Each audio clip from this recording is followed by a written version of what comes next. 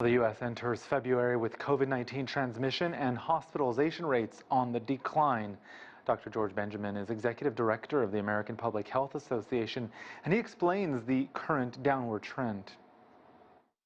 The death counts we're seeing right now are the result of the surge that we had over the holidays.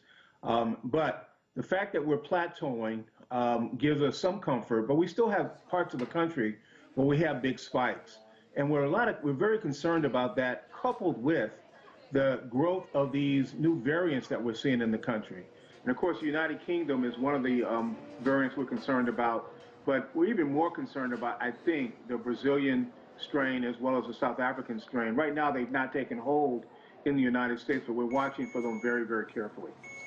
So there's no approved vaccine for children under the age of 16. Health experts have been talking about bridging trials to expedite that. What does that mean, and how much of a priority do you think it is when the general adult population still doesn't know when it's getting a vaccine?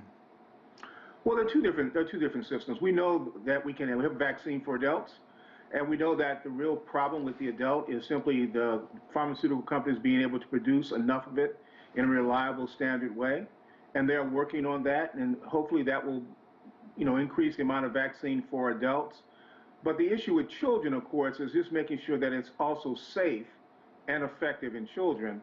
And that's a separate process which will be done through clinical trials. And again, they're looking to do that right now, and I'm hoping that we'll be able to get that done by the fall so that we will have the vaccine available for our children as well. Dr. Benjamin, one of the issues raised has been access to the vaccine. People of color, particularly elderly people of color and those from disadvantaged economic backgrounds, often getting access to the vaccines and appointments. Talk about some of the efforts to change that. Yeah, the biggest issue here is around hesitancy and people of color being just distrustful of the system. And there's a range of efforts. There's a big communications effort going on now. A lot of communities of color are getting influencers, people who are trusted messengers out to talk to the community. And then there's some structural issues. And those structural issues meaning getting the vaccine actually delivered in the community versus having to take the individuals and bringing them to the vaccine. And we're also hopeful that the new Johnson & Johnson vaccine hopefully will be approved by the Food and Drug Administration soon. And that vaccine is easier to get into communities.